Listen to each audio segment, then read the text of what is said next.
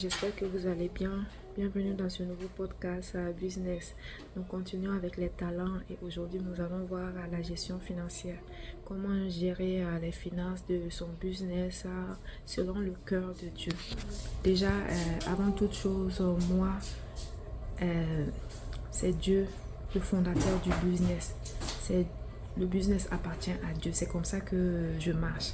Le business appartient à Dieu. Je ne suis qu'une employée. Si je peux me permettre de dire ça. Non, quand Dieu me dit de faire quelque chose, je le fais. Moi aussi, j'exécute les ordres de Dieu et je l'honore. Ça, je voulais mentionner ça. Ensuite, la première des choses, c'est de payer ses dîmes. Payer la dîme sur le business et payer la dîme sur le salaire. Moi, je paye 2 dîmes. Premièrement, pour le business et deuxièmement, pour mon salaire. Pour le business, on ne donne pas la dîme sur tout le chiffre d'affaires, non. On doit savoir le bénéfice. C'est sur le bénéfice qu'on enlève une partie, on donne à Dieu pour l'honorer, pour protéger le business, pour protéger contre le dévoreur. Je vais donner un petit témoignage en parenthèse. Souvent tu sens que tout est bloqué et c'est là que tu vas voir le Saint-Esprit va te donner des idées. Lance-toi ici, c'est le moment. Va là-bas, c'est le moment. Et tu perds même pas de temps, tu te lèves, tu fais. Et tu vois comment Dieu pourvoit, tu ne manques pas de payer cette dîme-là. Et deuxième témoignage, je me rappelle il y a 2 ans, c'était au mois de décembre. Un jour, on m'appelle, je suis à la maison, on m'appelle, Aminata, viens tout de suite. La boutique, la porte de la boutique est ouverte. Elle est grande ouverte, viens tout de suite. J'ai dit, mais explique-moi avant que je vienne. Et je me rappelle qu'avant même de me déplacer, j'avais la paix, je n'avais pas peur. Donc je me suis déplacée, je suis partie voir et effectivement la porte était grande ouverte. C'était un dimanche, les dimanches nous on ne travaille pas. La porte était grande ouverte. Et c'est comme si les gens étaient venus pour dérober quelque chose. Ils ont rassemblé toutes les choses à côté, un coin de la boutique. Et peut-être qu'ils partaient se préparer pour revenir prendre. Et pendant ce temps, nous, on est venus. Et quand les voisins sont venus, ils ont dit que la dame là, elle doit être spéciale. J'ai dit, ça c'est mon Dieu. J'étais vraiment heureuse et Dieu vraiment va te protéger. Il va te révéler les choses cachées rapidement, même s'il y a des collaborateurs qui veulent se lever pour te voler des choses. Dieu va se révéler à toi, il va te parler puisque c'est son business et il a intérêt à te le dire. Donc, il n'y a pas d'autre mot pour expliquer ça. Donc, ne négligez pas la dîme. Je ne vais pas donner des choses sur ça. Il y a plusieurs enseignements sur ça, mais je pense que la dîme, on doit donner ça là où on est béni, dans les assemblées et tout. Mais vous pouvez aller vous renseigner. Je ne veux pas être une occasion de chute pour quelqu'un parce que moi-même, je grandis avec Dieu. Donc, vous pouvez suivre les enseignements sur ça. Ensuite, les offrandes. Vous devez aller dans la présence de Dieu pour demander où est-ce que je peux apporter des offrandes. Les offrandes vont t'ouvrir des portes. Vraiment. Je ne veux pas aussi donner des enseignements sur ça. Moi, je ne suis pas enseignante. Dieu ne m'a pas appelé comme ça et je ne veux pas aussi tromper les gens. Mais vous pouvez aller suivre les articles sur les enseignements. Qu'est-ce que ça fait, les bienfaits. Mais moi, j'ai été bénie.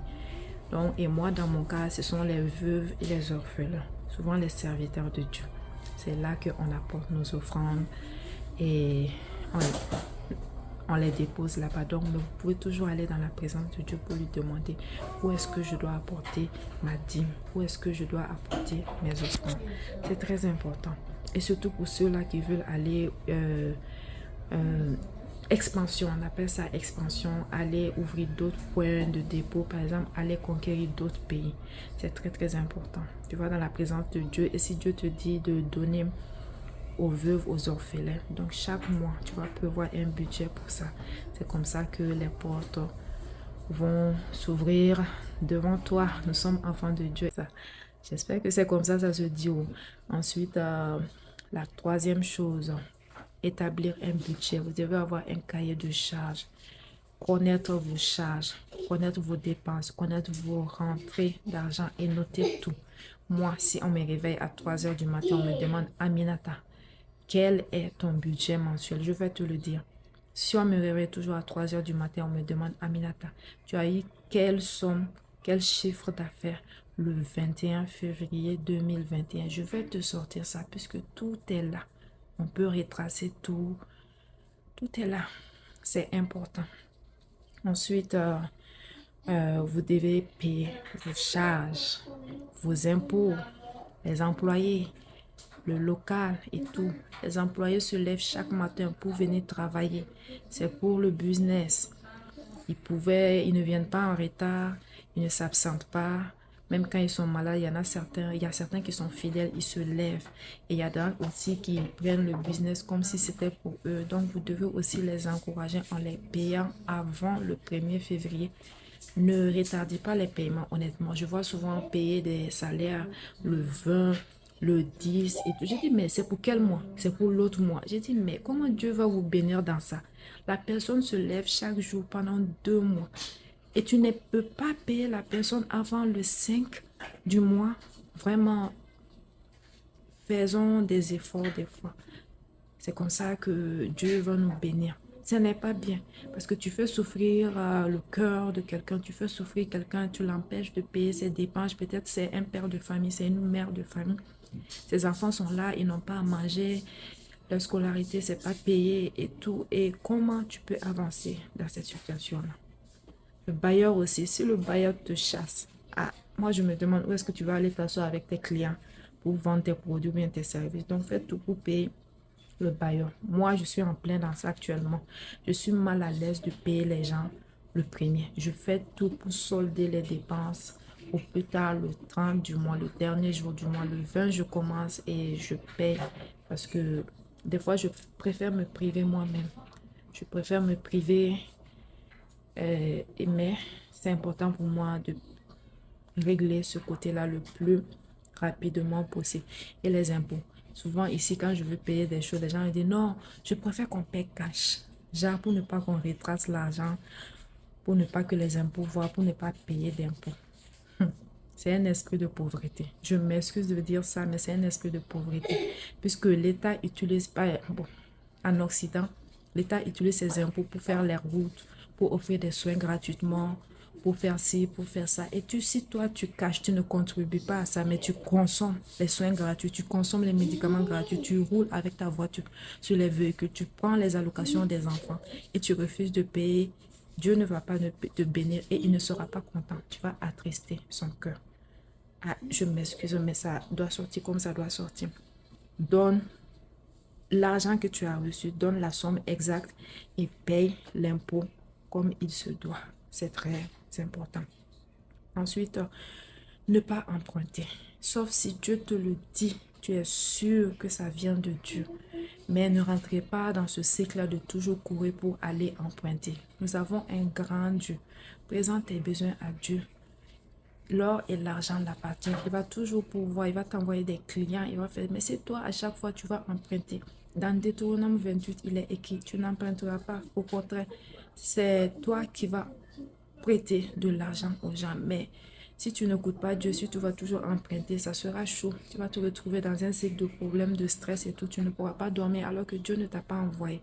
Mais si c'est Dieu qui t'a envoyé, moi je ne parle pas pour ce cas-là.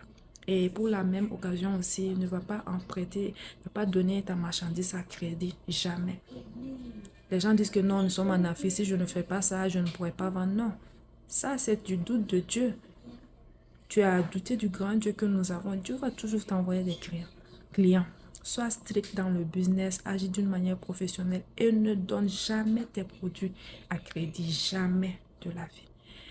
Et la dernière chose, la générosité. Soyons généreux. Donnons avec le peu que nous avons. Tu as 5 000 francs, enlève 2500 francs, donne. Ça ne va rien t'enlever, ça ne va pas te rendre pauvre. Au contraire, Dieu va encore ajouter. Mais si tu attends d'avoir les finances, si tu attends d'avoir tes 10 millions, 100 millions avant de donner, ça sera toujours compliqué pour toi de donner. Dieu regarde le cœur aussi. Et il regarde, je lui ai donné 10 000, elle a fait quoi avec 10 000? Je vois qu'elle partage beaucoup, elle donne beaucoup. Donc, donnez-lui 1 million. Tu continues toujours de partager, donnez-lui 100 millions, c'est comme ça. Mais si tu refuses de donner, tu attends toujours, tu sers toujours ton argent, tu veux économiser. La parole de Dieu dit, il y a un qui a toujours économisé et puis tout, et maintenant il dit que non, il va se reposer. Dieu l'a dit que qui t'a dit que tu vas te reposer? Cette nuit même, on va prendre ton âme. Donc, il a économisé, il a gardé pour lui, il n'a pas partagé aux autres dans le besoin, voici. Donc, c'était tout pour aujourd'hui. On se donne rendez-vous on se donne rendez-vous à la semaine prochaine. Bye bye.